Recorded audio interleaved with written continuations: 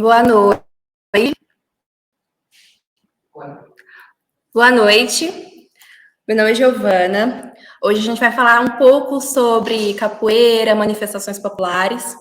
O título que eu coloquei aqui foi A Teatralidade na Capoeira Angola, e foi baseado numa pesquisa que eu comecei desde o ano passado, com a orientação de Renata Lima, e que ainda está em desenvolvimento, ainda está em bastante pesquisas. E essa pesquisa, ela foi baseada tanto nas minhas vivências, como também em embasamentos teóricos da antropologia teatral, com Eugênio Barba, e também com outras autoras que já falam sobre a questão da capoeira Angola, como a Jordana, como a própria Renata Lima, que é minha orientadora, e também com embasamento teórico de Joana de Abreu sobre manifestações populares. Esse projeto ele foi contemplado pela Lei Aldir Blanc do Estado, e aí a gente está fazendo várias semanas de seminários, de eventos, de shows. Essa agora é a nossa última semana aqui. Hoje a gente tem Teatralidade na Capoeira Angola, amanhã a gente vai ter um outro seminário com o Rigier, e no domingo a gente vai ter um seminário com a Nayara. No sábado a gente vai ter um espetáculo aqui na casa, que vai ser com o Jefferson Lobato. E aí, se vocês puderem estar todos presentes, será muito legal. Então, vamos começar. A Teatralidade na Capoeira Angola. Trabalhar o ator é, sobretudo, e antes de mais nada, preparar seu corpo não para que ele diga, mas para que ele permita dizer. A arte de ator é uma viagem para dentro de nós mesmos, um reatar contato com recantos secretos, esquecidos com a memória. A verdadeira técnica da arte de ator é aquela que consegue excluir o corpo e as ações físicas no tempo e no espaço, acordando memórias, dinamizando energias potenciais e humanas, tanto para o ator quanto para o espectador. Luiz Otávio Bunier. Eu começo com essa citação porque ela vai falar muito sobre a questão do nosso corpo inserido, também sobre memória. Quando eu iniciei no teatro, eu tinha uma dificuldade muito grande em saber da onde que eu começava, qual era o meu ponto de partida. Apesar de ter muitas técnicas ensinadas, não se tinha uma identificação e até mesmo não se tinha, para mim, uma facilidade ou até uma familiaridade com essas técnicas. Elas eram um tanto quanto estranhas e às vezes difíceis de ser feitas. E sempre me encantou, embora tudo isso acontecesse, sempre me encantou, no momento de assistir espetáculos, o estado de prontidão que vários atores e atrizes conseguem em cena. Então, eu ficava me questionando como que essa pessoa consegue estar nesse estado. A partir daí, eu comecei várias pesquisas e entrei na Universidade Federal de Goiás, na UFG, e lá eu consegui ter um embasamento teórico, tanto teórico quanto prático, de várias vivências. Quando eu vi essa ausência, teve uma matéria que me ajudou bastante, que foi manifestações populares. E aí eu percebi que existia uma troca muito grande de presença física quanto espiritual inteira. Então, a minha pesquisa vai se basear nas manifestações populares e na capoeira Angola, entendendo, claro, que tais linguagens, a cultura populares brasileiras não são teatro, mas além de apresentarem suas próprias dramaturgias e performatividades, trazem consigo singularidades, ancestralidades e significados, que em sua ritualística trazem muitos aspectos de teatralidade que podem contribuir com o trabalho de artistas da cena. Então, por isso que eu comecei, a partir daí, a minha pesquisa. Tudo se iniciou em 2018, quando eu tive o primeiro contato com a capoeira Angola.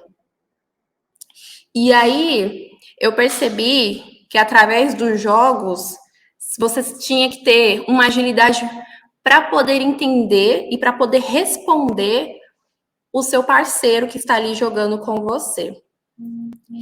Então, a partir disso, eu falei, nossa, eu acho que eu quero experimentar mais e vivenciar mais disso. Logo em seguida, depois que terminou essa matéria, a minha arte curricular na universidade começou a próxima matéria, que era manifestações populares. E lá eu tive, assim, vários contatos com muitas manifestações.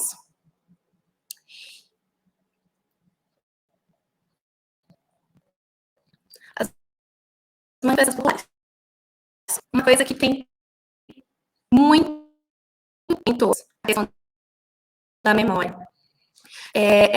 As manifestações populares, elas trazem consigo uma questão de ancestralidade, passada por oralidade.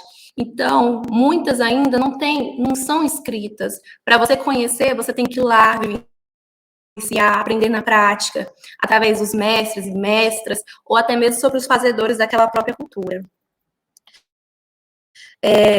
Além disso, a questão da tradição, essa situação de se passar de pai para filho, de mãe para filhos. Então, isso reforça que a memória não seja esquecida. Eu lembro que no início de quando a gente foi nossos primeiros encontros nessa matéria, que era ministrada na época pela Maria Ângela, professora da Universidade Federal de Goiás, ela começou através das memórias. Quais brincadeiras vocês brincavam na infância? Embora que muitos ali fossem indivíduos individuais, umas pessoas de uma cidade, de outra, haviam, em determinado momento, algumas situações em que se tinha muita semelhança. Algumas brincadeiras que eram extremamente comunitárias, não só de um local, mas que conseguia sair de fronteiras. E aí começamos a perceber que a nossa memória também é coletiva, não só individual, mas também coletiva. Um outro aspecto das manifestações populares, que infelizmente acontece e também é um dos motivos de muitas vezes no passado e até hoje não ser tão estudada na academia, é essa questão da marginalização. Por se tratar muitas vezes de manifestações afro-brasileiras e por ter essa cultura que é muitas vezes marginalizadas, elas não são consideradas importantes por algumas pessoas ou até mesmo por outras situações. E aí, hoje em dia, a gente vê que esse aspecto ele está mudando, com muita resistência ele está mudando. Com resistência de até mesmo de ter essas matérias na universidade, faz com que os alunos comecem a ser inseridos e comecem a entender e enxergar a importância e até conhecer. Porque muitos dos meus colegas, e até mesmo eu, não conheciam manifestações que são do nosso estado, como, por exemplo, a Congada. Nunca tinha ouvido falar. E foi através dessa matéria que a gente conseguiu ter um contato, que a gente conseguiu ver que existiam práticas possíveis de trazer para a cena que pudesse potencializar o nosso fazer teatral ou o nosso fazer na dança também. Tem uma outra questão também que muito se vê nas manifestações populares, é a circulariedade com o espaço cênico. A maioria dessas manifestações que tivemos contatos, todas eram feitas em círculos. Algumas seguiam, né, em linha, como vocês podem ver aqui nessa imagem, mas muitas trabalhando com a circularidade. Então, eu nunca ficava sempre reto. Eu fazia um jogo aqui do lado, um jogo aqui com o outro lado, virava-se de costas e brincava com todos que estavam ali.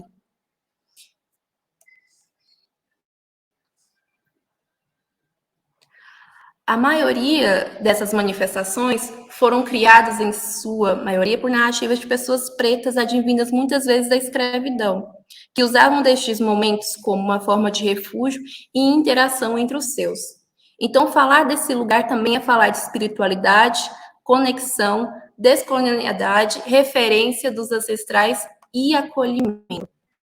Essa é uma das sensações que eu senti logo no início, porque em alguns momentos, pareciam muitas brincadeiras que eu fazia na rua.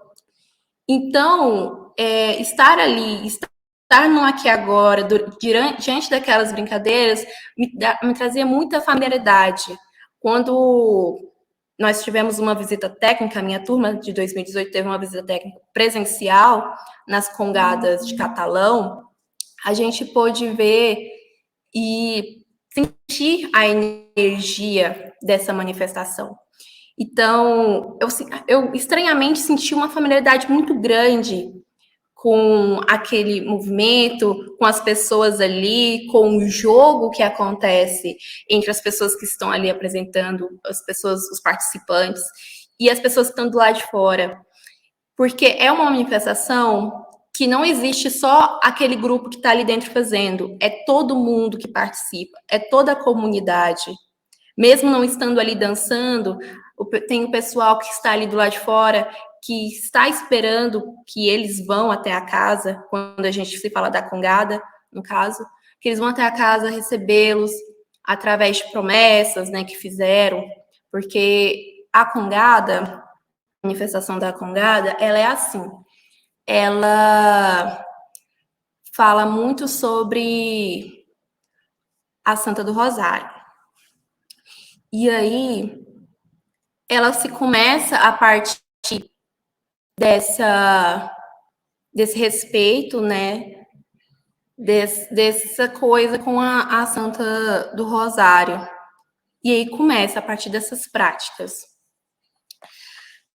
Deixa eu ver aqui. E aí aqui tem algumas das vivências que eu tive a oportunidade de estar na matéria e de vivenciá-las, que foi Bumba Meu Boi, do Rosário. Essa a gente teve como um dos convidados, um dos fazendores que fazia isso no Maranhão. Ele foi até lá e nos ensinou alguns jogos através das práticas.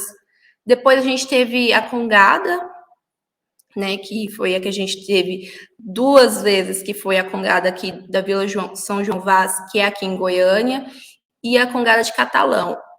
Essa da Vila João Vaz, eu não fui, mas a gente teve a presença do mestre, do pessoal de lá, que veio e conversou com a gente, falou sobre.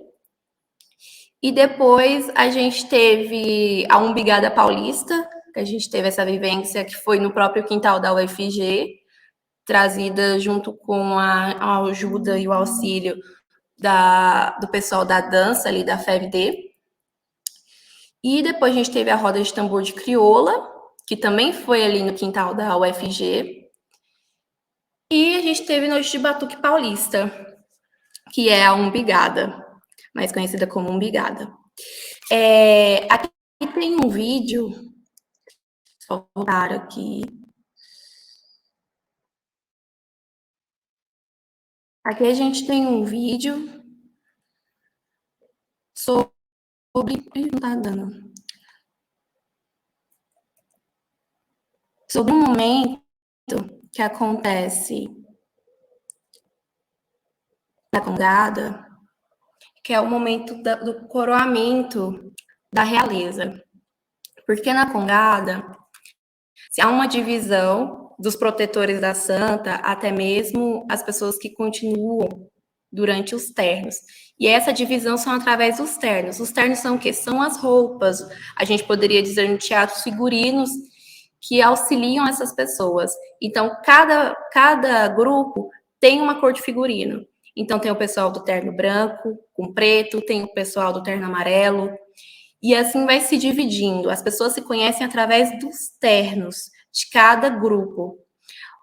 O grupo do Moçambique, que é o terno, se eu não me engano, o terno branco com rosa, se eu não me engano, a gente vai assistir agora, ele tem uma função muito importante diante da congada, porque ele é que traz a santa e que faz o coroamento. Dizem, assim, da história, que a santa foi encontrada no deserto, E aí todos os ternos foram buscar essa santa, tocando batuque, tocando a música e tentando dançando e tentando trazer essa santa de volta. Só que ela não veio, ela não seguiu esses ternos. Mas no momento em que o terno de Moçambique chegou, ela seguiu esse terno. Então, se fala-se que se tem essa proximidade muito forte com o terno de Moçambique. E aí eles têm uma responsabilidade maior, que é de levar a santa até a igreja, de pegar e levar de estar ali de frente, né, diante desses ternos, fazer a coroação, que é onde que fica a família real. A congada, ela não se tem data definida de quando começou. Conta-se que foi 1800 e alguma coisa, que eles faziam escondidos no início, porque se data desde a época da escravidão, então eles faziam escondidos dos senhores, né, do engenho, e depois, para serem aceitos, eles colocaram como identidade de alguns santos brancos que a gente tem aqui, da religião católica. E aí, com o passar do tempo, isso foi ganhando mais personalidade, isso depois que acabou a escravidão, assim, né?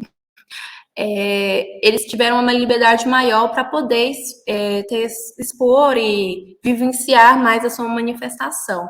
Hoje em dia, algumas pessoas até declaram que a manifestação da congada, ela seria como uma manifestação de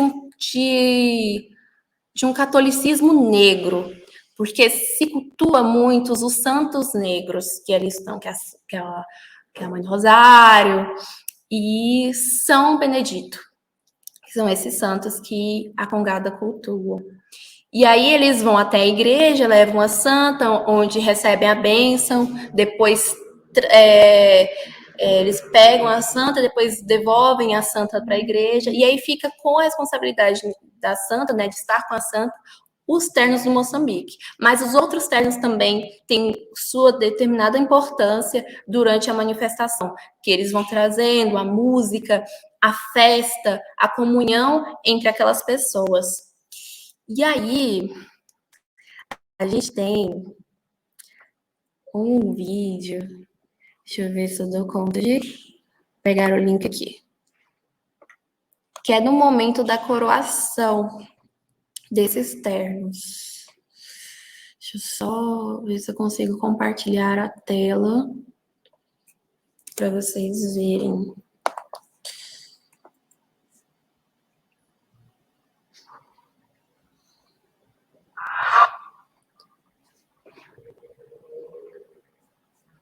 Consegue ver?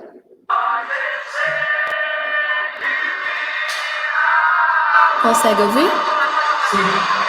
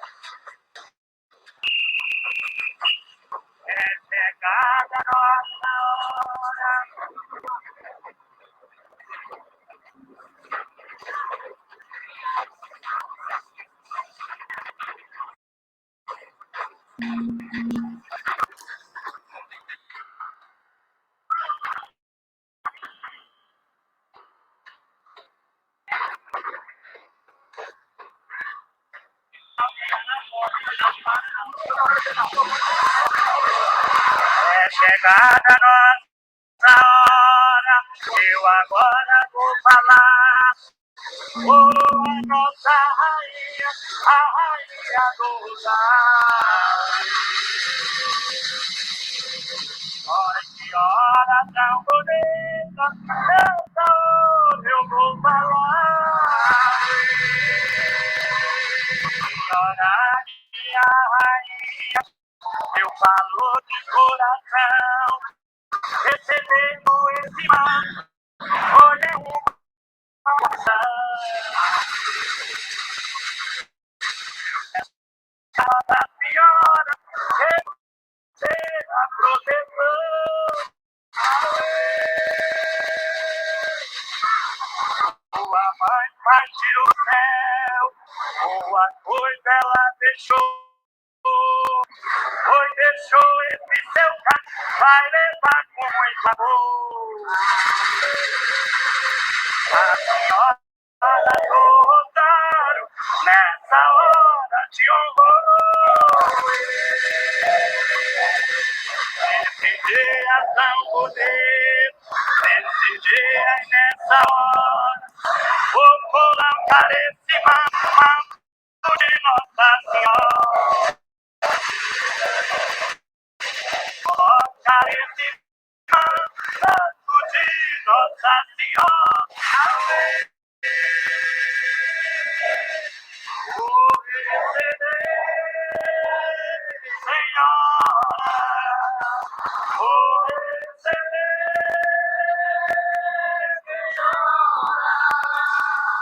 esse manto de Nossa Senhora. Vou receber, Senhora. Vou receber.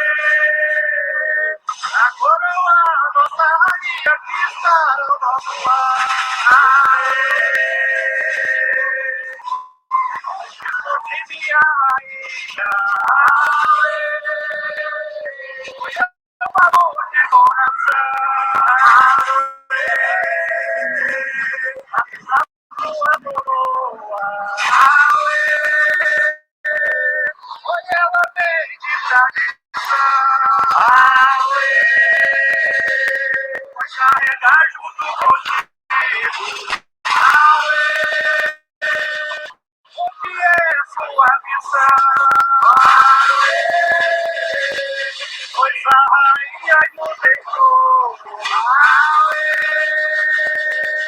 E com Deus ela foi embora. Mas com certeza voltaram. Eu lhe juro com ela está. A receber essa coroa. Ela vive em todo vai receber,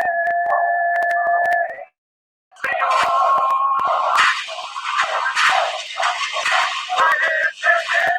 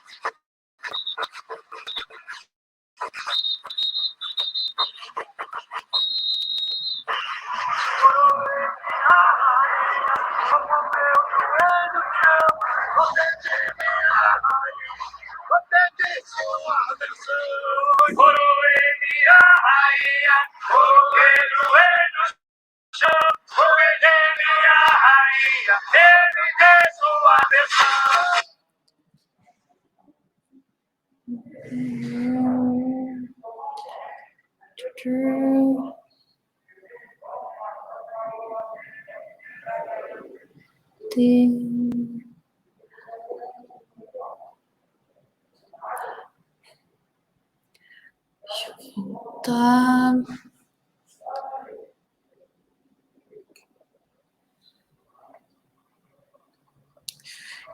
Então, esse é o momento da coroação que acontece na Congada. Geralmente não acontece muitas vezes. Esse foi um caso específico, porque eu me lembro, acho que foi que a rainha antiga tinha morrido, se eu não me engano.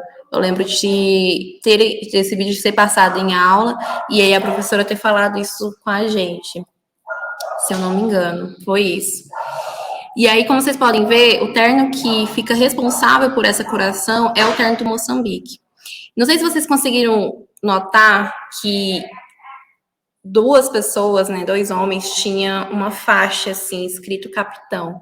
E com um apito, que eles é que ficam com a responsabilidade de organizar, de começar a cantoria, de decidir quando que muda, e ali o pessoal ali junto ajuda nessa continuação, né, que começa. Vou aqui agora voltar a compartilhar o slide.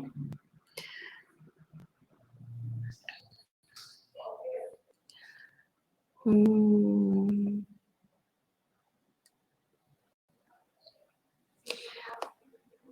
outro fato que a gente pode perceber muito bem aqui, que ao falar dessas manifestações, a gente tem que lembrar que são comunidades, coletivos, indivíduos, e que a desses saberes não agrega somente na nossa parte artística, quando a gente tem contato com essas manifestações, mas, inclusive, com a nossa parte social como cidadão. O aspecto também, quando eu falo assim, a minha turma teve o primeiro contato com essa manifestação, a gente logo percebeu um processo, um aspecto de uma africanidade, assim, né, tambores, batuque, uma coisa sempre de usar muitos membros inferiores na dança. Não sei se vocês perceberam que eles usavam uma percussão bem grande nos tornozelos, que fazia sempre um som que parecia um chocalho, que é onde que eles dançavam. Então, a gente começou a perceber isso, e tanto que foi uma das dúvidas de muitas pessoas na turma, que foi sobre a questão da religião, se todos eram da mesma religião, se todos acreditavam naquilo. A resposta foi que acreditavam sim na manifestação, mas que não eram da mesma religião. Uns eram católicos, outros protestantes, e outros do candomblé, de várias outras manifestações religiosas. Então, uma coisa que a gente percebeu é que aquele processo era extremamente comunitário ali da sociedade, que havia um respeito muito grande de todas as pessoas que faziam. A cidade, ela para poder receber essa manifestação. Todo mundo para, como se fosse um feriado. É um feriado para eles. Todo mundo fica focado em fazer, em participar dessa manifestação. O fato é que essa busca da própria tradição está ligada com a trajetória cultural dessas pessoas também. Então, quando a gente fala de tradição, a gente fala de sociedade, a gente fala de local, a gente fala de espaço. E, se vocês perceberam, na fala dessas pessoas, no canto, se falavam-se sobre aspectos, é como se fosse uma narração. Eles cantam o que vivenciam, eles cantam o que acontece com eles, o que acontece na comunidade. A narrativa, ela nunca se desassocia do texto em que vivem. E essas tradições, como eu tinha falado no início, por não terem sido escritas, são passadas através da oralidade. São repassadas no fazer fazendo, no aprendendo na prática. A oralidade e a teoria vai sendo feita ao mesmo tempo ali com aquelas pessoas. Como foi com a minha turma, a gente não sabia, mas a gente estava ali participando, ali no aprendendo fazer fazendo. Como vocês podem observar, é muito rico essa manifestação, como também tem outras manifestações muito ricas. Mas, devido a essa marginalização mesmo, esse anulamento desses saberes, esse apagamento histórico, não nos chegam com facilidade. Então, essa é uma problemática, e esse é um dos motivos também de eu ter começado a pesquisar sobre essas manifestações, porque é uma coisa extremamente... É uma manifestação extremamente potente para o nosso fazer artista. Seja no teatro, seja na dança, seja na música, ela é extremamente potente quando a gente observa essas pessoas fazendo. E quando a gente participa, então, a gente vê realmente, tipo, por que não chega até a gente? Já que é tão perto, já que é tão fácil o acesso. E, infelizmente, a gente entende por que não acontece, né? Devido a toda essa colonização dos saberes, em que, felizmente, hoje em dia, a gente já luta contra isso, e aí a gente já traz muitas pesquisas no auxílio. Tem alguma pergunta? Não, agora não. Ok.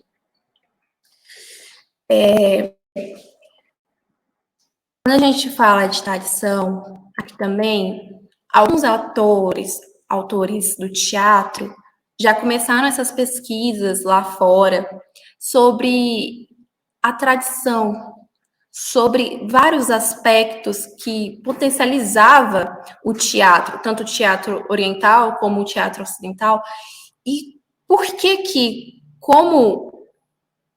como fazer também essas manifestações auxiliariam esses artistas que não têm contato, mas que poderia ter contato, e como elas ajudariam nessa formação do artista.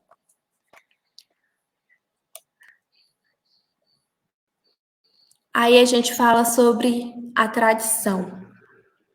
O conceito de tradição é um testemunho vivo do fato de que as duas funções, do inovar e do conservar, só podem ser exercidas conjuntamente, já que continuar sem inovar significa apenas copiar e repetir. E inovar sem continuar significa fantasiar no vazio, sem fundamento. E, além disso, exige criatividade e obediência ao mesmo tempo, porque não pertencemos a uma tradição se não a temos em nós. E ela não tem propriamente outra sede a não ser aqueles atos de adesão que a reconhecem na sua eficaz realidade. E não é possível agregar-se uma tradição sem já modificá-la. Apenas com essa agregação, nem inová-la, sem nem ter sabido interpretá-la na sua verdadeira natureza e torná-la operante na sua real atividade.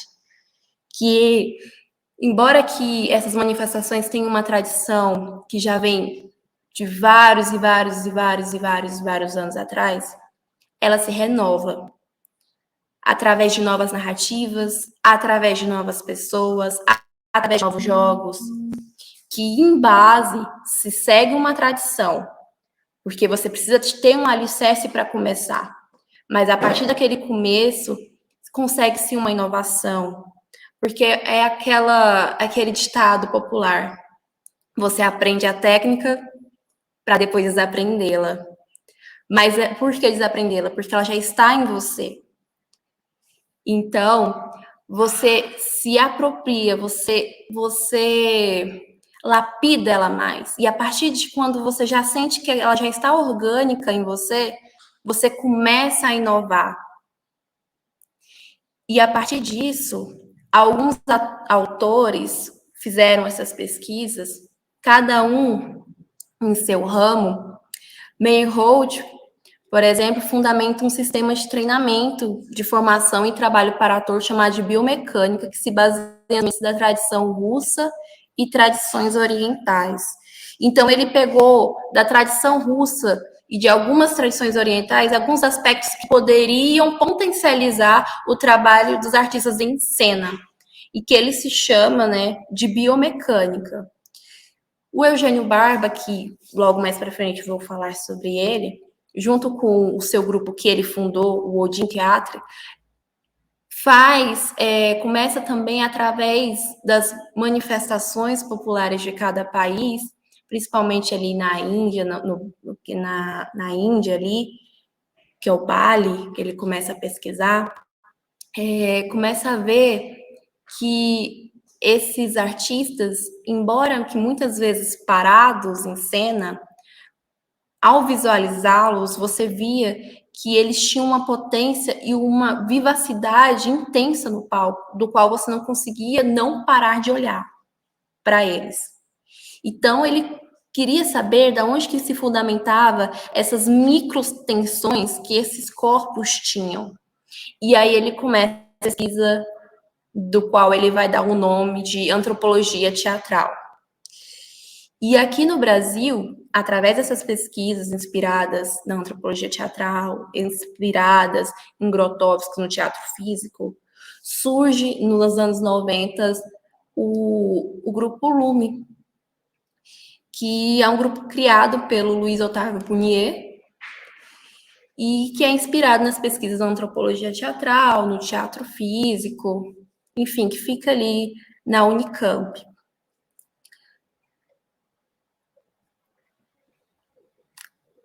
Falando dessas manifestações,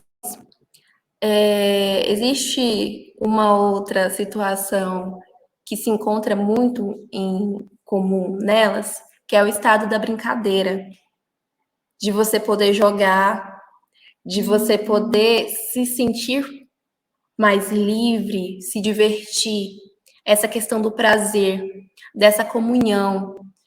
Como essas manifestações muitas vezes feitas às escondidas, ou muitas vezes feitas quando se terminava um longo dia de trabalho, era o único momento de lazer que essas pessoas tinham. Então elas jogavam, elas se divertiam, elas brincavam muito umas com as outras. E aí tinha essa questão da relação com o espaço, dessa circularidade, de estar em convivência com todo mundo. E aí essas duas fotos, elas foram o produto que acabou gerando dessas manifestações, das aulas, das teorias que tivemos em sala, que se deu em montagens de algumas cenas curtas, através de todas as experiências que tivemos durante a matéria, que foi Bumba Meu Boi, o Umbigada Paulista, Congadas, enfim, Tambor de Crioula. E aí, nessas duas imagens, foram duas cenas que aconteceram a partir dessas vivências.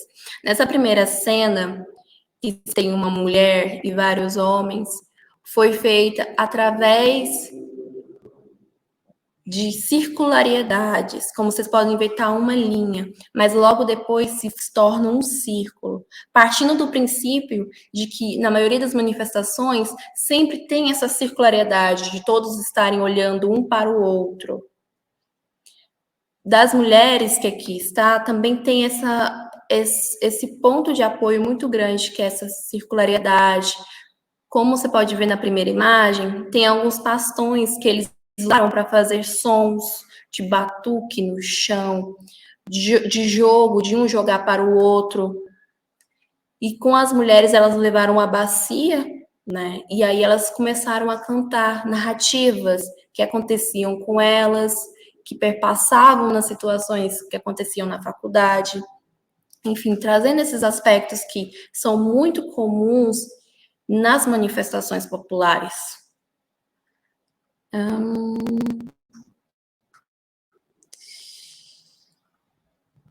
Sobre a brincadeira. Mais do que apresentar ou que representar, o termo brincar parece mais adequado para designar o fazer do ator brincante.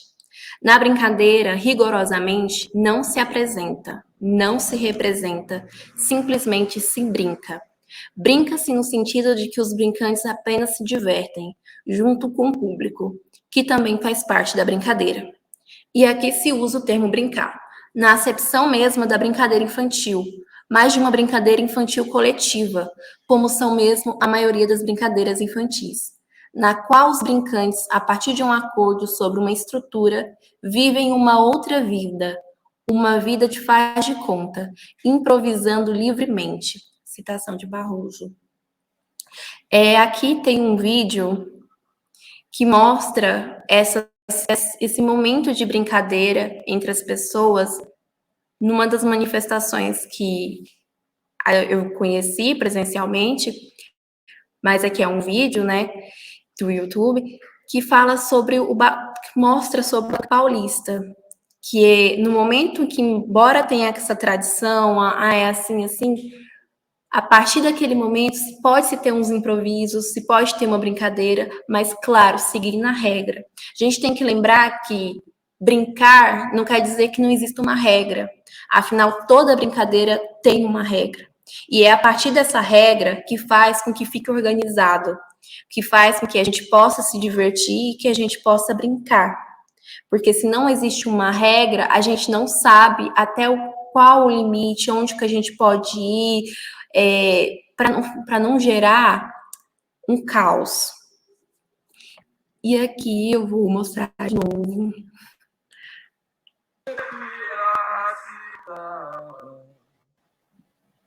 Vai jogar a mão pra fora. Vem a matraca!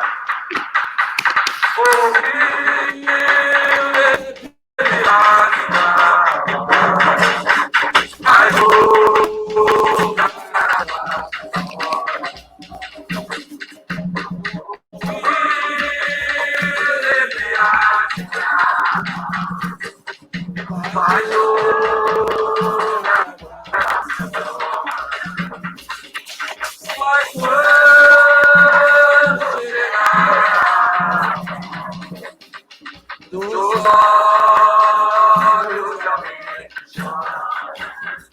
quando eu passo na ponte, me dá vontade de chorar. Mas quando eu passo na ponte, me dá vontade de chorar. O nosso rio está se acabando, o nosso rio vai se acabar. O nosso rio está se acabando, o nosso rio vai se acabar. O rio deverá se acabar. Vai jogar para fora. O rio deverá se acabar. Vai jogar para fora. Mas quando chegar nos olhos de alguém chora. Quando eu passo na ponte, me dá vontade de chorar. Quando eu passo na ponte, me dá vontade de chorar. Pelo nosso rio se acabando, pelo nosso rio se acabar. Pelo nosso rio se acabando, o nosso rio se acabar. O rio deverá se acabar. Vai jogar água pra fora. O rio de Piracicaba Faz o lugar agora. Mas quando chegar nos olhos alguém chora. Mas quando chegar nos olhos de alguém que chora. Mas quando chegar nos olhos de alguém que chora. Mas quando chegar nos olhos de alguém que chora.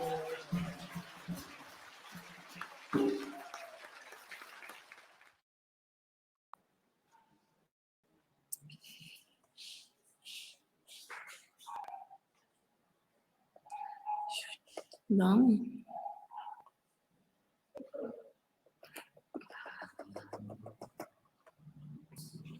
Vamos tirar aqui do negócio.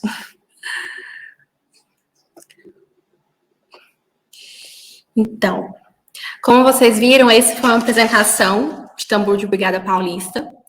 Essa manifestação, ela é feita através de pares. Tem que se ter o tambor, né, ali tocando, o atabaque, eu não me recordo o outro nome. Só que para ele tocar, você tem que esquentar ele para poder ficar com melhor o som.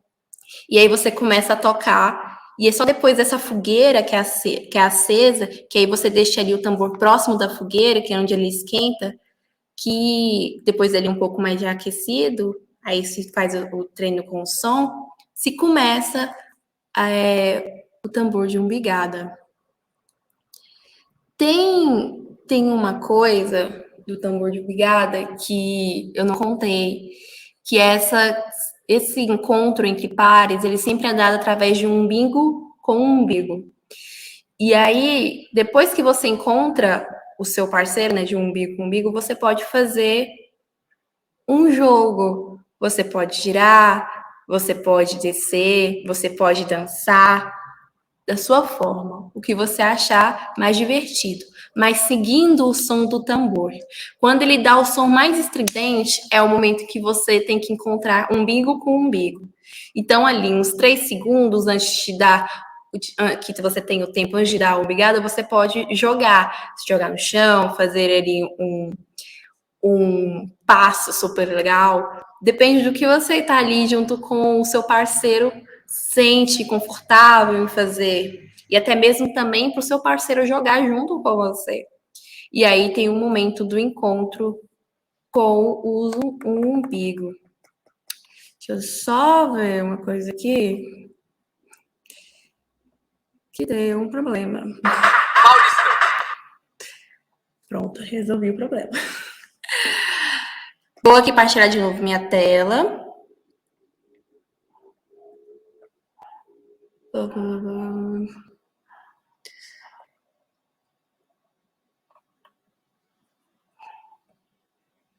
Só um momento.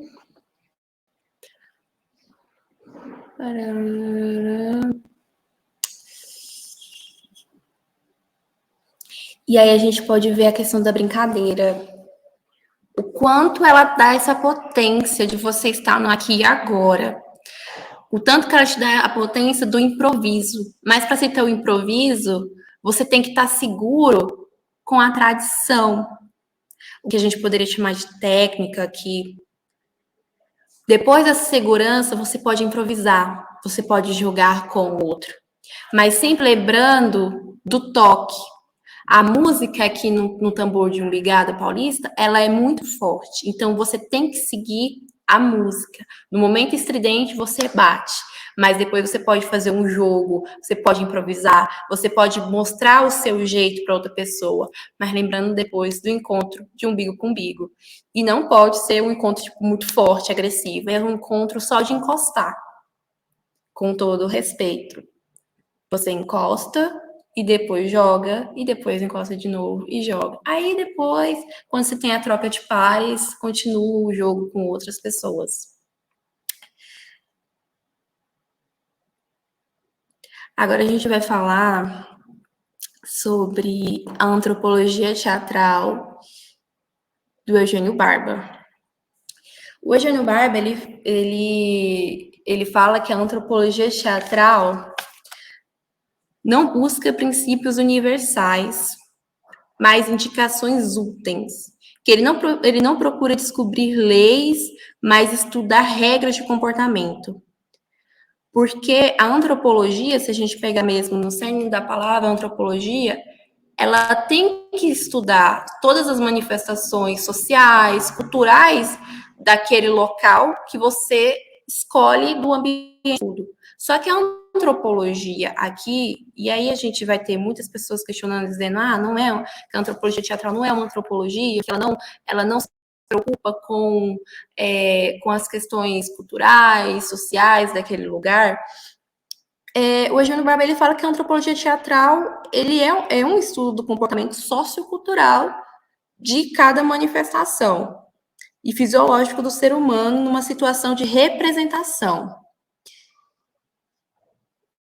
Que ele vai defender, claro, no livro no livro A Canoa de Papel, ele defende que sim, a antropologia teatral é uma antropologia, porque ela é o estudo do comportamento do ser humano quando ele usa sua presença física e mental numa situação organizada de representação e de acordo com os princípios que são diferentes usados na vida cotidiana.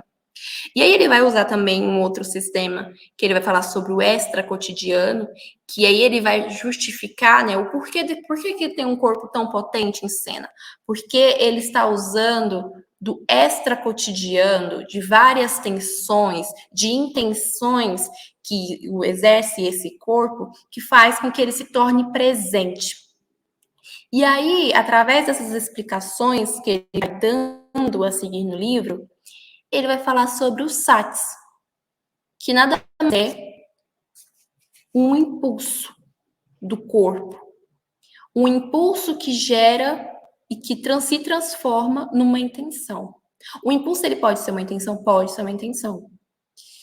Ele seria uma segunda natureza biomecânica, uma linguagem pessoal, que vai se tornando uma linguagem comum. Então, você tem que ir encontrando esses seus SATs. Geralmente, em alguns treinos, para você encontrar esses SATs, se fala assim, para você imaginar que você tem que pegar uma bola no teto. Então, você pula. Agora, imagina que essa bola vai cair. E ela está se aproximando de você. Você internamente tem aquele impulso de eu tenho que segurá-la, para ela não cair no chão. Esse impulso que está internalizado de você é o SATs, é o que te deixa presente. É essa microtensão no seu estado corporal que vai fazer com que você, em cena, fique extremamente potente. Ele também fala sobre, às vezes, de não precisarmos encontrar que a nossa potência não precisa estar simplesmente em palavras, e sim em ações. Mas se caso a gente vinha vocalizar, que permaneça naquela intenção que você quer. Então, ele vai falar sobre essa situação de que os atores, os artistas, ele fala assim que ator para ele é ator bailarino. Não existe só um termo de, é um ator. Não, é ator bailarino, porque você dança em cena. Você tem que entender dessa técnica do seu corpo, você tem que ter essa consciência corporal. E aí, ele começa esse estudo através de em cada manifestação de várias culturas. Hoje ele também faz um estudo com a capoeira também, que é a capoeira Angola aqui do Brasil, e com outras manifestações da América Latina, porque ele vê que há várias possibilidades, há vários corpos que essas manifestações nos proporciona.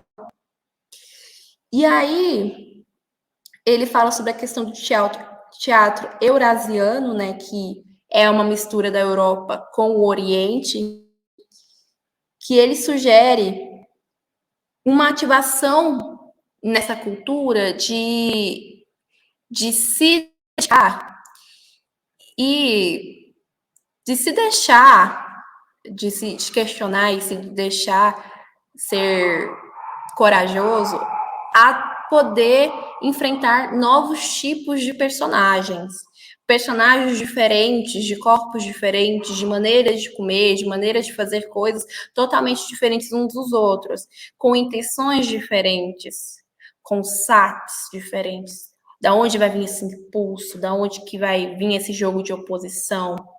E aí ele fala muito sobre essa posição da nossa coluna vertebral, que através da nossa coluna vertebral a gente já consegue saber se o ator tem saques, se ele está com impulso ou não. Que é através dessa coluna vertebral que vai te indicar para o personagem como que vai estar minha coluna, como que começa. Porque para ele começa aqui, na coluna. Tem um vídeo que eu vou mostrar, que é um treinamento de uma das atrizes do Odin Teatro, que ela treina essa questão dos impulsos, dos saques, e principalmente dessa presença cênica. Vamos aqui. Não.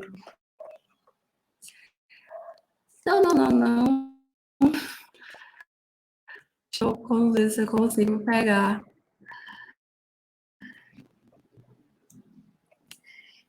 Aqui. Adoro, que sou ótima com essas coisas.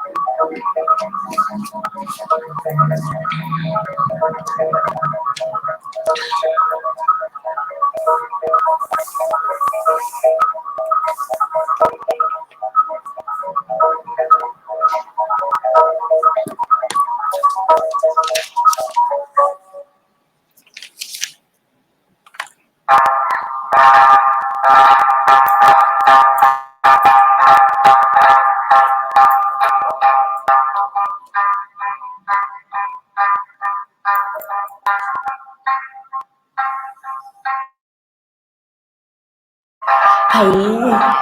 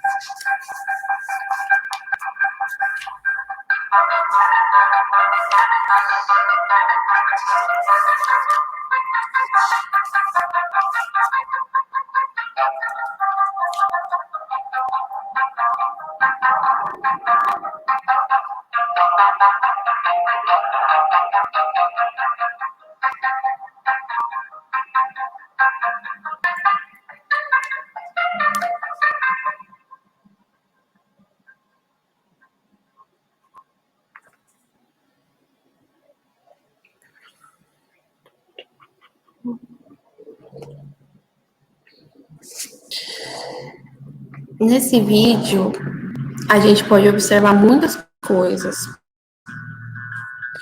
Só parar aqui. Que do treinamento da antropologia teatral de Jânio Barba e que acontece na escola do Odin Teatro. Enfim, vou compartilhar aqui minha tela de novo.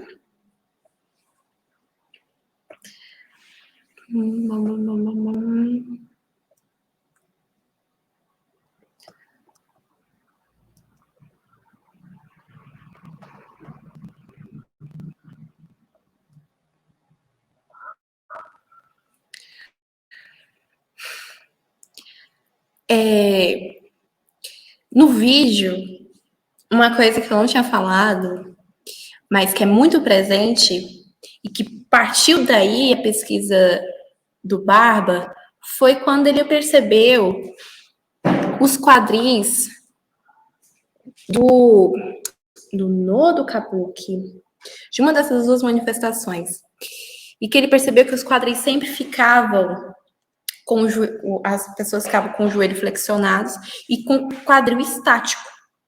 Então, ele costuma dizer que para ser um ator você tem que ter coxe, que coxe seria quadril.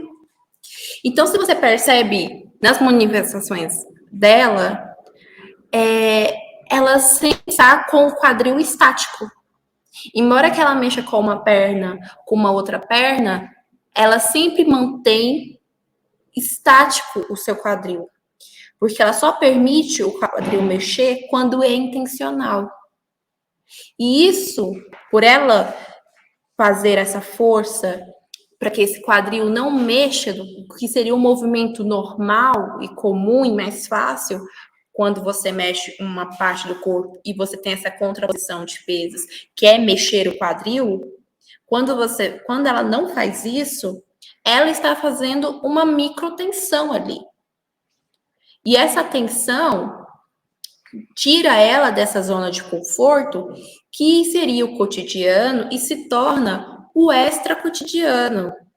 Que são essas várias tensões, esses vários procedimentos que a gente não faz no nosso cotidiano, mas em cena é super interessante de trazer. Porque ele te dá um tônus muscular, te dá uma presença cênica e um corpo interessante de ser assistido. Sobre os sates, eu falei sobre essa situação de sempre estar em impulso, mas também o contra-impulso.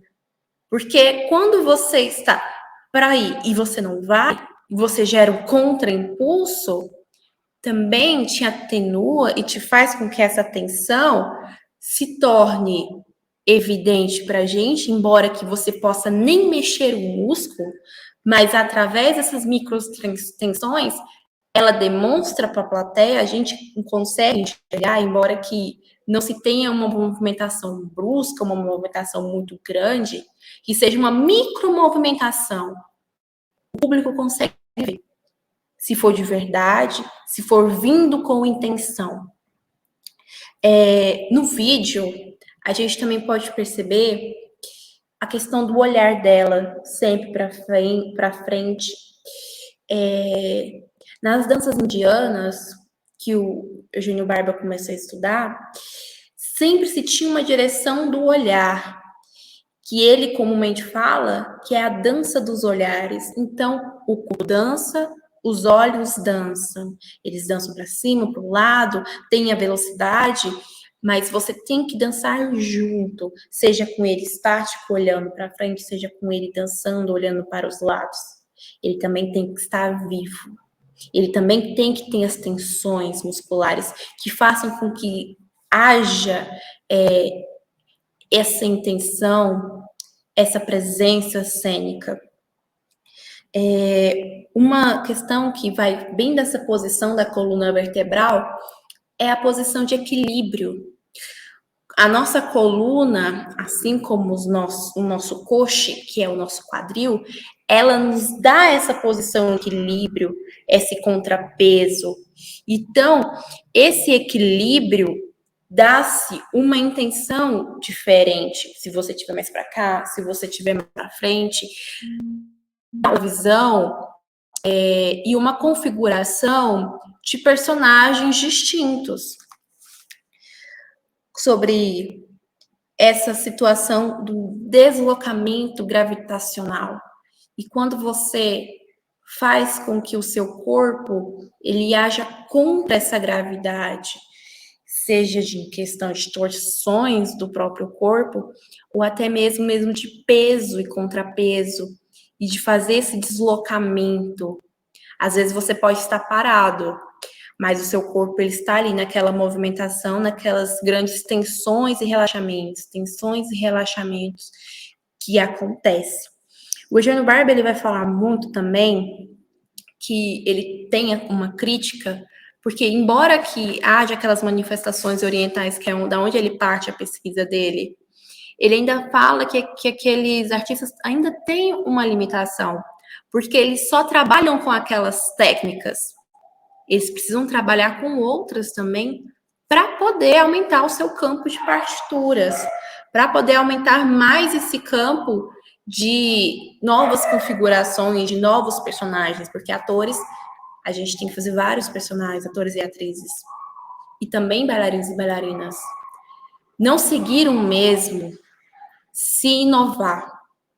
Ele fala assim que, embora que o teatro oriental, ele ainda tem uma vantagem, que ele tem um ponto de partida, que é essa tradição que eu falei das manifestações populares. Ele tem um ponto de partida, ele tem ali um ensinamento de como que faz e tal. Os artistas ocidentais não têm.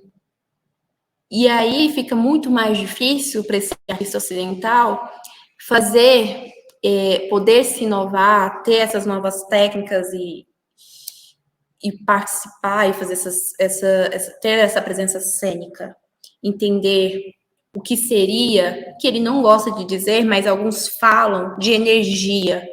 Ele não gosta muito dessa palavra, porque essa palavra ela dá muita abertura para muitas questões. Por exemplo, se eu falo que falta energia em determinado artista, em determinado ator ou atriz, essa pessoa vai pela ideia comum de que, me falta força.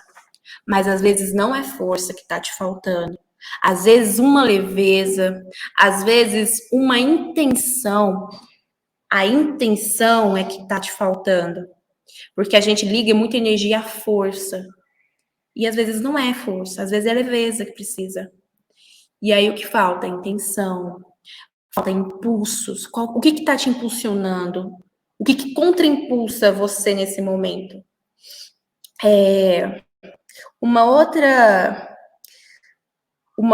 situação que a gente vê muito comum no vídeo também é essa dança que ela faz, que é uma dança dela. É uma dança individual, que foi a partir de vários experimentos, a partir de várias vivências.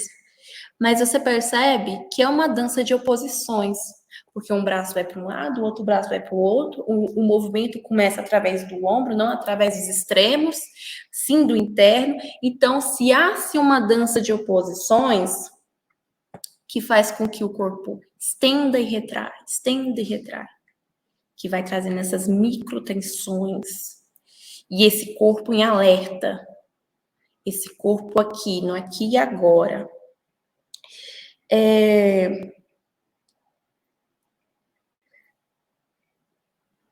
Vou continuando sobre... E aí, depois de alguns conceitos da antropologia teatral, a gente vai chegar na capoeira Angola. E aí a gente vai pensar, antes de começar já a introduzi-los na capoeira, quando a gente pensa em alguns conceitos da antropologia teatral, do coxe, que é o quadril, desse micro, dessas danças das oposições, de começar pra cá, começar pra lá, dessa dança dos olhares, é muito comum a gente ver isso na capoeira.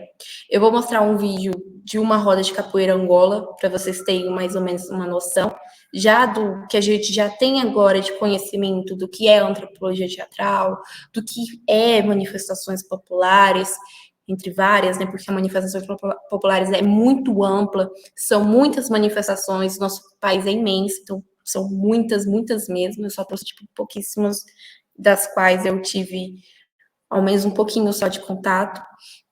E eu vou mostrar agora esse vídeo da capoeira, para a gente já introduzir de fato no assunto do tema em que eu propus trazer para vocês.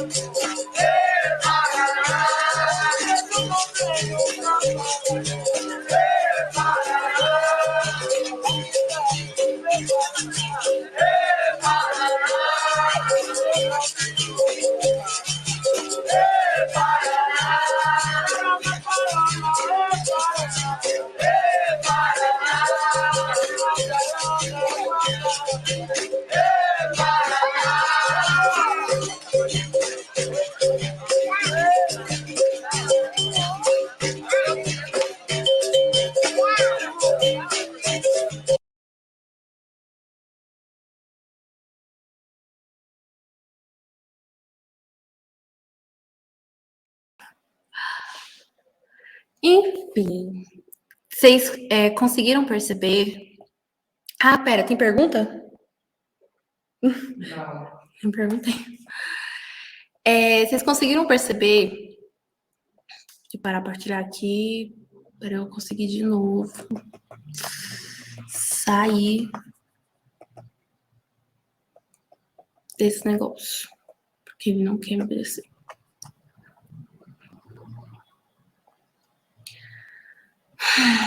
Vou compartilhar de novo.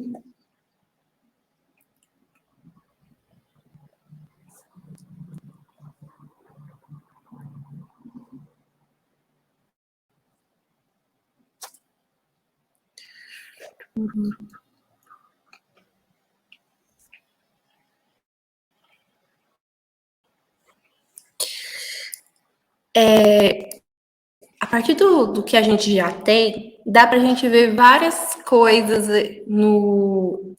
nesse momento do jogo da capoeira.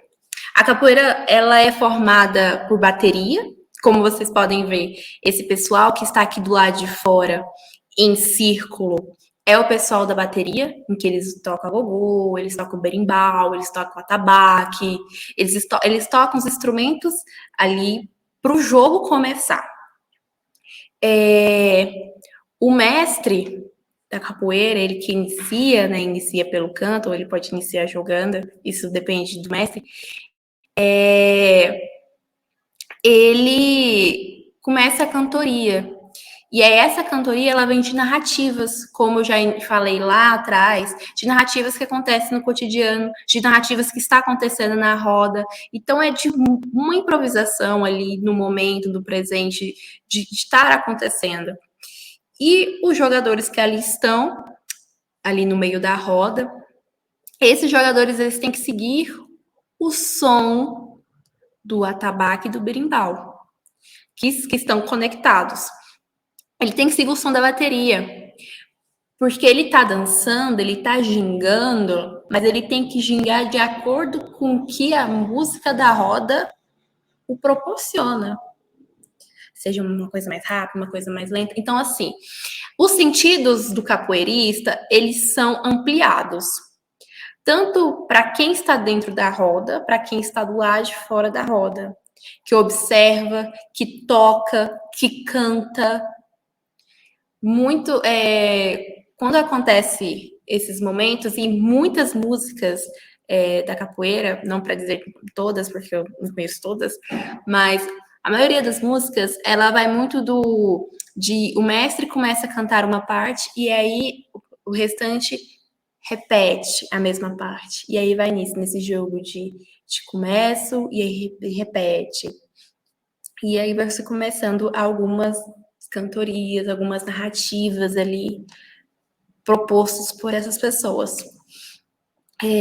No momento do jogo, ali, quando você está jogando com a pessoa, acontecem muitas coisas. Se tem-se o princípio de uma tradição, que já ter tido um treinamento ali, ao menos alguns golpes, algumas coisas, você já tem que ter um conhecimento para você entrar na roda, não sei que você queira levar uma rasteira rapidamente, para você poder jogar e se defender.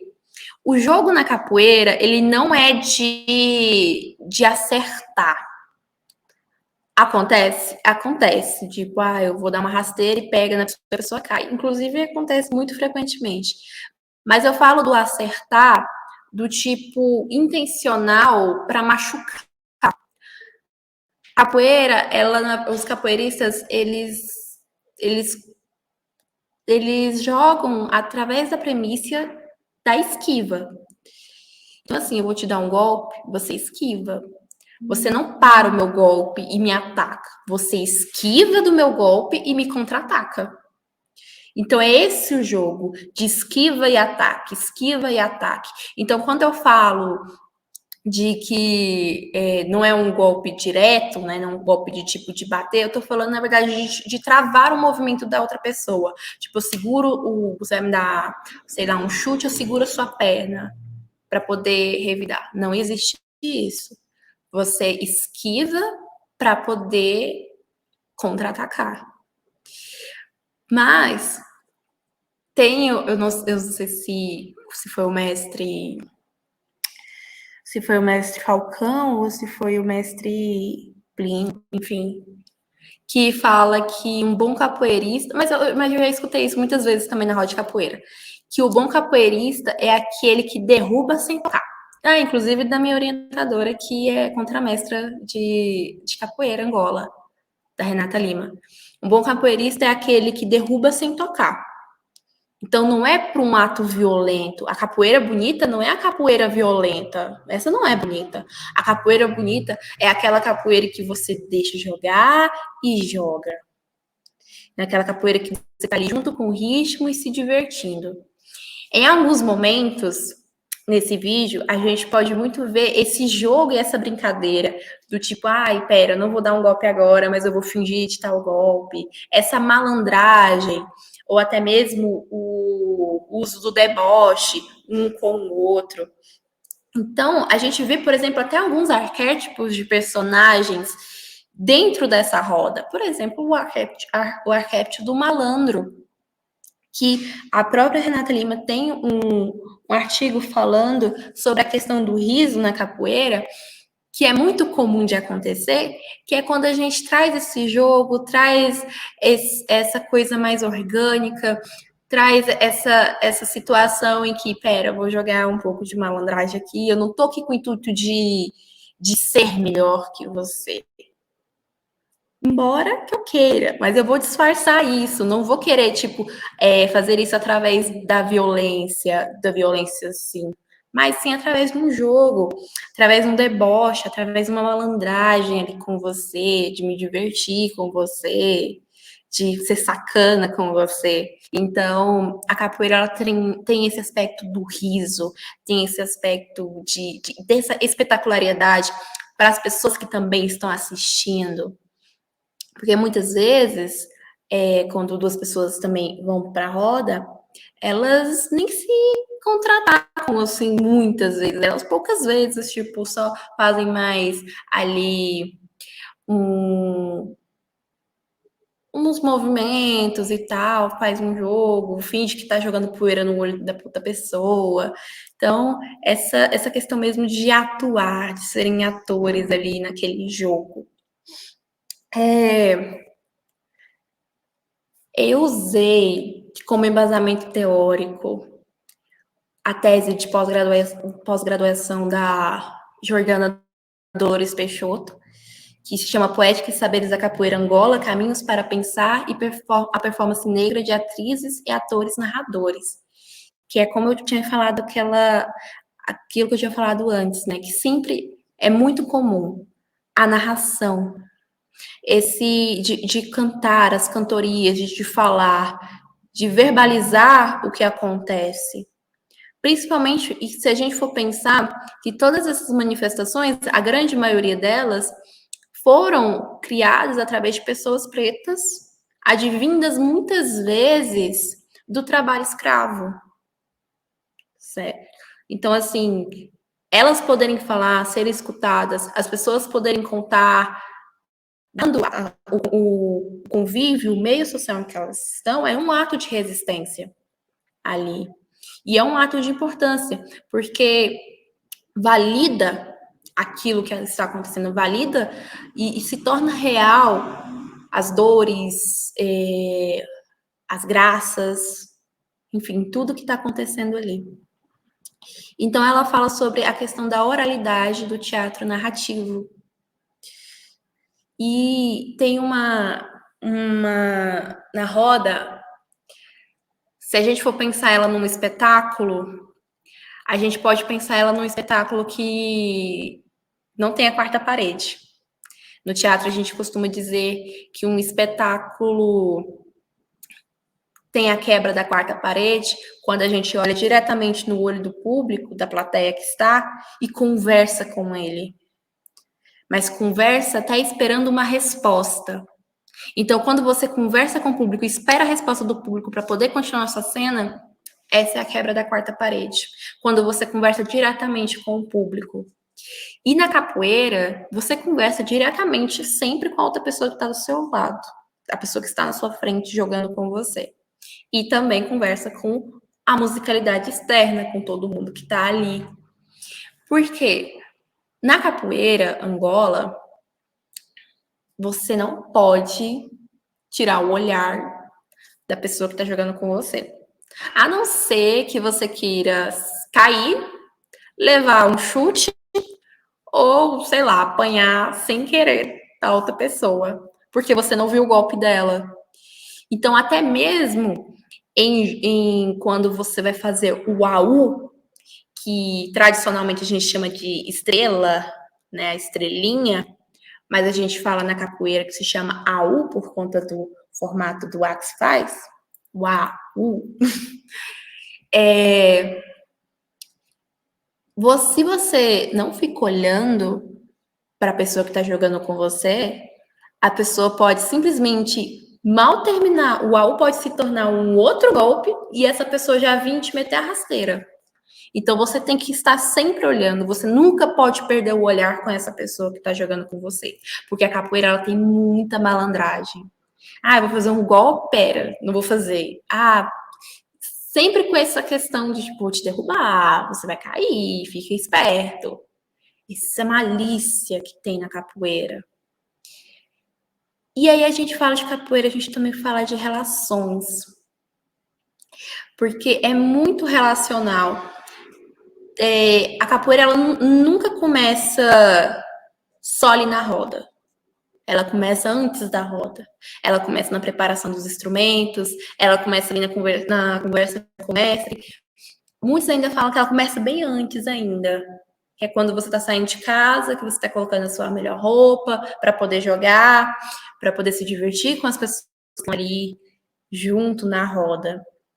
Então, você se prepara, você vai, você conversa com o mestre, e é sempre assim, o mestre e a mestra, eles sempre têm esse ensinamento e histórias, narrativas, oralidades, porque a capoeira, lá desde mestre Pastinha, de mestre... eu não consigo recordar o nome também, que fez a capoeira regional. Enfim, não vai vir agora, mas desde esses mestres que vêm lá do passado, a capoeira, através de muita resistência, através de muita luta e através da oralidade dessas pessoas, e principalmente da memória dessas pessoas, consegue resistir até hoje. Então, assim, já foi proibida, Se alguém jogasse capoeira, ia morrer, ia ser preso. Já foi muitas coisas. Mas até hoje ela resiste com muita força, com muita resistência e resiliência dessas pessoas. E muita festa também, porque é muito divertida a capoeira, não é só de sofrimentos que essas pessoas vivem, inclusive, né? Coitado da gente, se a gente for sobreviver só desgraça. E uma outra questão, que aqui a gente já indo já para uma coisa mais teórica, que vai trazendo nessa capoeira, que a gente pode conversar bastante com a antropologia teatral, é essa noção da pré-expressividade e alguns de uns princípios que organiza ali, né, da incoerência, da coerência do jogo, que é aquela questão que eu tinha falado sobre a malícia, tipo, será que eu vou fazer isso? Vou ser coerente com o meu jogo, né? Vou ser coerente com o meu jogo, tipo, vou terminar um golpe, mas não, já começa um outro. Só foi só para ver se você estava atento. A equivalência, a gente vê a oposição, por exemplo, quando se fica de cabeça para baixo, muitos movimentos que é de cabeça para baixo, essa questão do coxe, vocês podem perceber o coxe, os quadris dos capoeiristas, principalmente a capoeira Angola, é sempre mais para baixo, é um ritual mais com a terra, mais próximo da terra ali, de estar preparado mesmo, porque estando mais próximo da terra, você está mais próximo ali, ó, do que de se defender também, de fazer um golpe, de colocar seus braços para não poder se machucar. A dilatação, a energia que é diferente, né? Como a intenção que é diferente do treinamento, do trabalho ali exercido. A capoeira Angola, ela parte de alguns elementos técnicos simbólicos que podem ser relevantes na formação e no treinamento de atrizes e atores. A Renata Lima, ela traz no artigo dela, e que é pontuado pela Jordana, que ela destaca algumas habilidades que podem ser desenvolvidas, né? Que através dessa prática, como equilíbrio, a impulsão, a força, a agilidade, flexibilidade, a atenção que você tem que estar sempre no jogo. Se você moscou, já era. Pode ter certeza que você vai levar alguma coisa. Seja um chute, seja uma rasteira. Ritmo. Tem uma questão assim na capoeira que, como te falei, você está escutando. Então você tem que seguir aquele ritmo da música, aquele ritmo da narração ali, aquele ritmo dos instrumentos. Então, estou jogando aqui, mas eu também tenho que estar prestando atenção ali do que está acontecendo. As pessoas que estão em roda também têm que estar prestando atenção, até porque vai que no momento de empolgação entre os capoeiristas, eles vão até você e se você não estiver atento, você recebe algum tipo de golpe. Então, você tem que sempre estar atento. Entrou numa roda de capoeira, atenção 100%. E essas propostas, elas podem orientar nesse treinamento, né? Para a gente trabalhar a disponibilidade no jogo e improviso. Que aí você tendo uma base, você tem a base ali, você faz um treinamento antes, né? Você treina aquelas técnicas, você treina aqueles golpes, você treina o seu corpo para entender essas movimentações de esquiva, de ataque, do olhar, dessa dança que meu olhar dança com o outro, dessa relação que eu tenho com o outro. Então, isso te dá muito jogo e te dá e te treina muito para o improviso. Então, assim, para quem quer fazer teatro, é muito bom, porque ele vai estar te treinando tanto corporalmente, como também de memória, como também de jogo de improviso para você fazer, para você se soltar mais. Ao pensar nos fundamentos da antropologia teatral em um treinamento com a capoeira Angola, reconhece sua vinculação com o contexto cultural afrodiaspórico. Renata Lima continua. Demonstra que é possível enegrecer o teatro sem jogar fora ou abandonar por completo teorias e práticas teatrais estrangeiras que, de fato, fazem parte de nossa formação e que contribuem no sentido de fornecer elementos para o trabalho de atrizes e atores e para a reflexão sobre ele. Mas, conforme aponta a autora no trecho abaixo, não podem ser tratadas como únicas. Então, ok, a antropologia teatral, ela nos ajuda muito a entender alguns processos. Assim como temos Stanislavski, assim como temos Meyerhold, assim como temos Grotowski, temos vários teóricos. E aí, quando eu falo assim, eu começo a estudar manifestações populares, porque eu sinto que na minha trajetória enquanto atriz, eu não via técnicas que pudessem me fornecer esse estado de prontidão, esse estado de presença. Quando eu falo isso, eu falo dessa questão de familiaridade com essas técnicas que, para mim, embora sejam extremamente valiosas, e elas são, ainda há uma questão de fronteira, uma questão assim de distância muito longe. Porque quando a gente pensa nesses autores, a gente tem que entender também o contexto social em que eles vivem. Então, eles, como mesmo Stanislavski falava, ele dizia que ele fazia teatro e que os livros dele de teatro era para os atores russos, porque era para eles, era naquela sociedade. Então ele dizia, ok, você pegar as minhas teorias e até as práticas que eu ensino aqui, mas não fique aqui. Amplie, continue, faça novas ideias, inove, porque isso é de um tempo, é de uma época, esses estudos, que são extremamente valiosos para a gente hoje, extremamente valiosos, mas que a gente não tem que se limitar a só eles.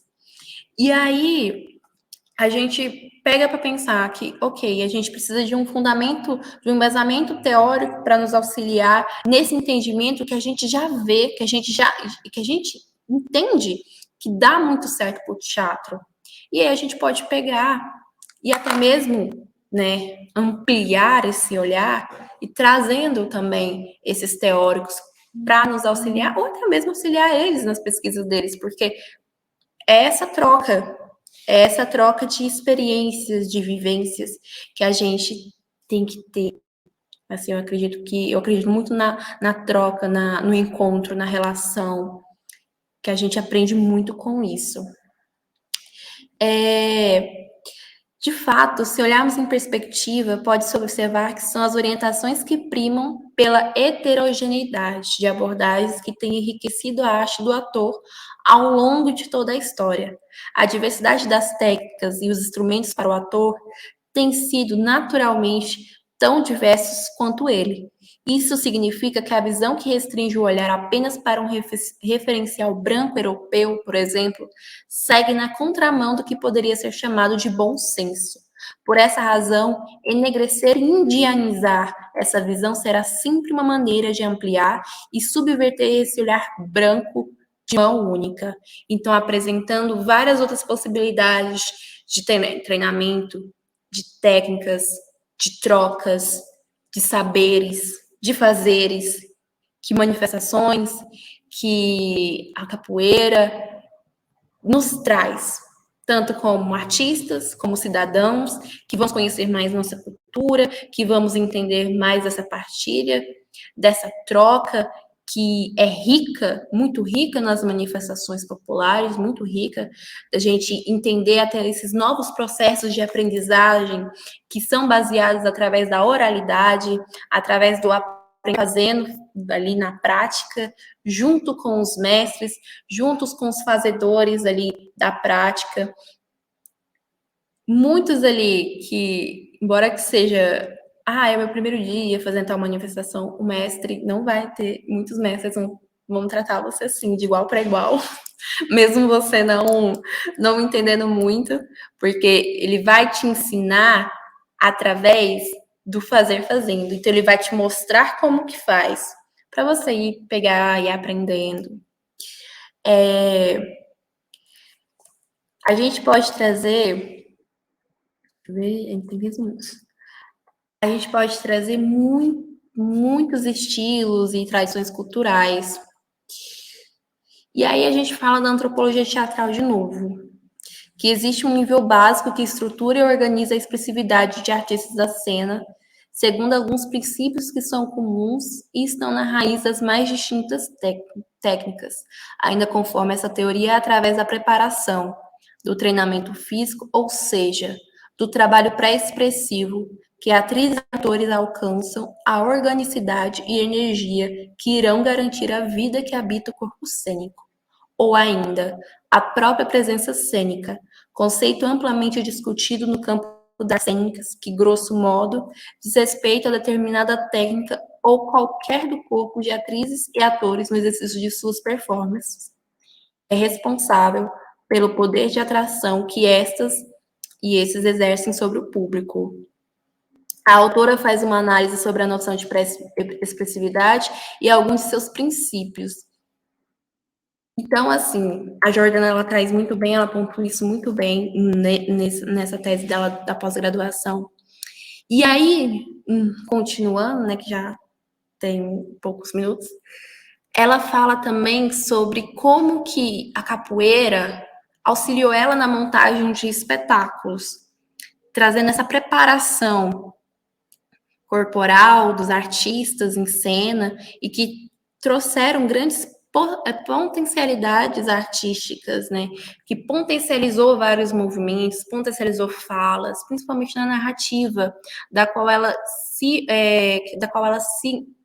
aprofunda nesse contexto, sobre as narrativas, a oralidade, a música, de como são os cantos, né, no meio social ali, e como essas ferramentas, né, que elas vão se dispondo e vão tornando a prática muito potente, a prática do fazer teatral, a prática no dançar também, como que ela torna esse corpo muito potente. Deixa eu ver.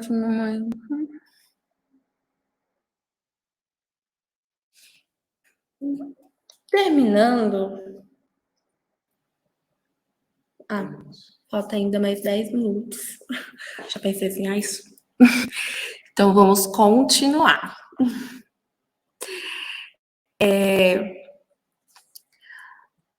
A capoeira Angola, a gente pode trazer ela como, assim, se a gente pensar até no campo docente, eu faço licenciatura em teatro, se pensa no campo docente, em que ela pode trazer novas possibilidades, até mesmo de acolhimento de novas linguagens, principalmente com a negritude, ela se torna muito mais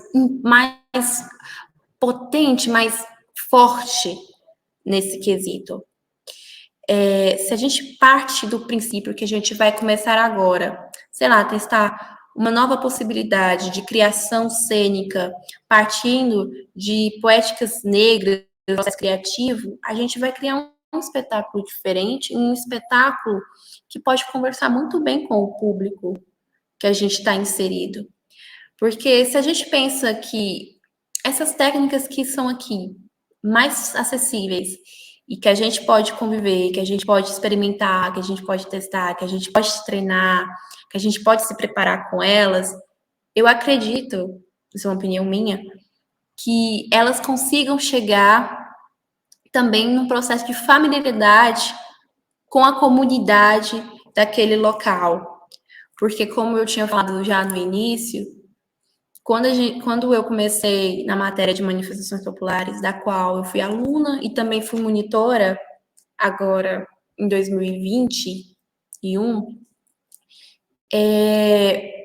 a memória é muito importante, a memória é muito difundida na matéria, porque a gente tem que lembrar, porque o esquecimento ele já foi nos imposto muitas e muitas vezes, porque quando a gente esquece, a gente invalida, é como se não existisse aquilo que realmente existe. Que, por exemplo, a gente pode falar das manifestações populares, que muitas da gente não conhece, talvez porque não é muito falado, não é muito divulgado. Ou às vezes mesmo a gente já entende por que não acontece. Mas o que eu quero dizer com isso? É que se a gente partindo desse pressuposto e desses jogos e dessas manifestações, a gente pode também ter um reconhecimento de nós mesmos, enquanto cidadãos brasileiros. Como que seria um teatro brasileiro? De onde que partiria? De técnicas de fora? Tá, mas só de técnicas de fora? E as nossas técnicas aqui não temos? Pera, mas a gente tem muitas manifestações populares. A gente pode pegar, como já é feito, porque já é feito por muitas pessoas, já são feitas, e começar essa criação de cenas, propor esse teatro que seja um teatro mais com a nossa cara, porque mesmo que a gente pegue de teorias lá de fora, a gente traz o nosso aspecto, a gente nunca só pega limpo, a gente tem a troca da nossa cultura e dos nossos saberes e das nossas vivências com a técnica que a gente vai trazendo mais próximo de nós mesmos. E aí a gente já tem, por exemplo, várias manifestações que a gente pode trazer e a gente pode potencializar e que a gente pode conhecer. E embora que cada manifestação tenha suas particularidades, eu falei muito das questões que em elas são comuns, né? A circularidade, a memória, as narrativas, a música, mas elas também têm as suas coisas que são diferentes, que são individuais de cada manifestação. Por exemplo, a umbigada paulista, da congada, que são diferentes, e da capoeira também, que é bem diferente, embora que tenha o batuque nas três. Tem o som dos tambores, a dança, a música. Então, assim, tem muitas coisas em comuns, mas também tem coisas que se diferenciam ali no entorno. Continuando. E essas manifestações, elas atingem também a parcela da população popular, né? Porque a memória, ela é coletiva também. Então, jogos, brincadeiras ali junto, é bastante interessante. E aí a autora da Jordana, ela vai contar sobre essa pesquisa e sobre como ela construiu 2 espetáculos através da capoeira, que foi pensando nesse artista narrador, contador de histórias, e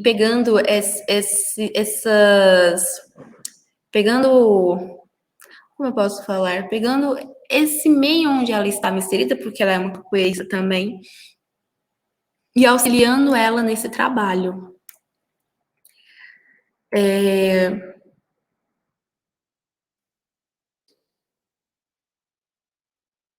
Quando a gente pensa na antropologia teatral, a gente também pensa nesse tônus muscular, na respiração, na intenção, no equilíbrio.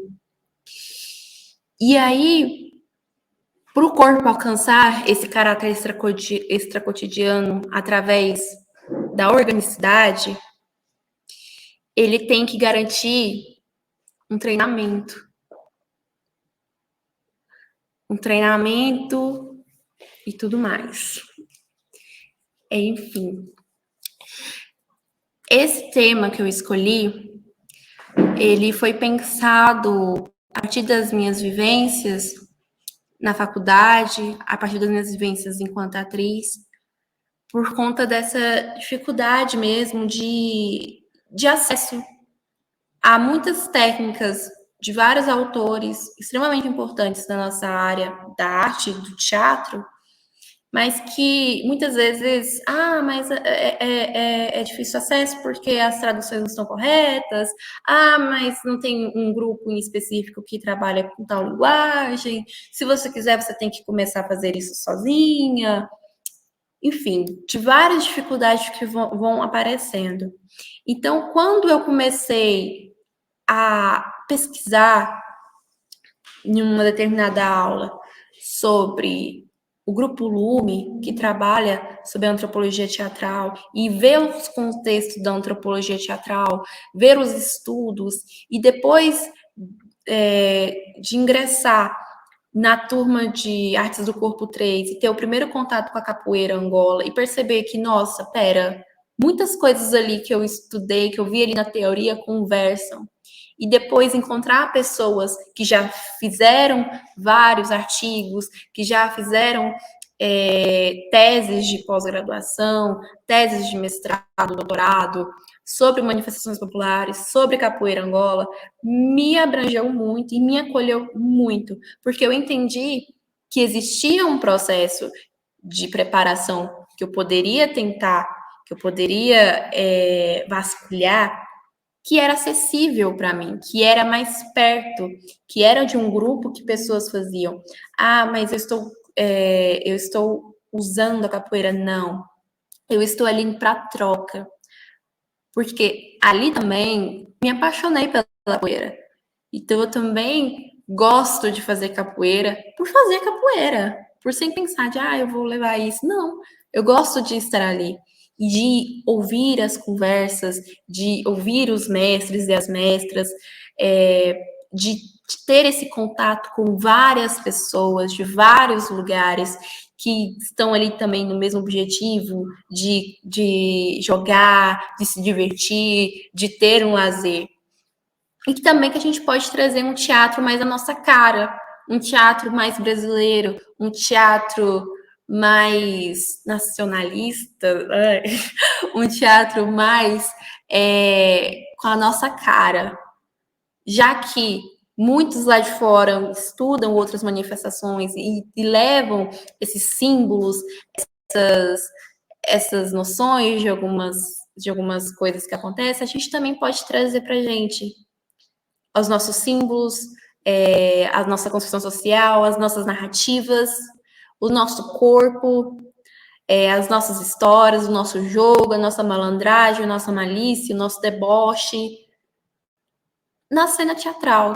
E quanto isso é potente, de trazer a nossa africanidade que aconteceu aqui, de trazer a nossa história também enquanto população e de trazer nossos prazeres, nossas dores. Isso é muito interessante a gente trazer através de que tem a possibilidade das manifestações populares que temos aqui, que é mais de fácil acesso, e até mesmo para conhecer. Eu convido vocês a conhecerem as manifestações que tem aqui no nosso estado. Quais são as manifestações que tem?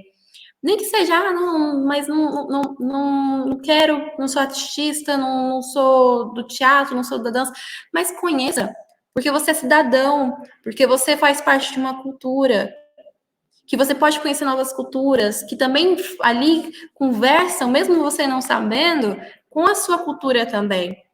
Então, assim, te abre um olhar, te faz conhecer novas pessoas, te faz entender a história através de novos olhares, de novas constituições. Então, finalizando, é isso o que eu quis trazer sobre a teatralidade na capoeira Angola, trazendo esse percurso desde as manifestações populares, o encontro com a antropologia teatral, até o encontro em si com a capoeira Angola. Finalizo aqui o tema de hoje. Muito obrigada por todos que acompanharam. Amanhã, reforçando, amanhã terá um seminário com o Rigier. Qual é o tema, Rigier? As heranças herdadas pela música brasileira. As heranças herdadas da música brasileira. Pela música brasileira. As heranças herdadas pela música brasileira, que acontecerá amanhã às 7h30. Depois, no sábado, a gente vai ter o espetáculo Sinfonia do Caos, com o Jefferson Lobato. E no domingo, pela manhã, às 10 horas, teremos o seminário da Nayara, e que aí a gente encerra as atividades desse projeto, que foi contemplado pela Lei Aldir Blanc do Estado. E é isso. Muito obrigada por hoje. Até mais.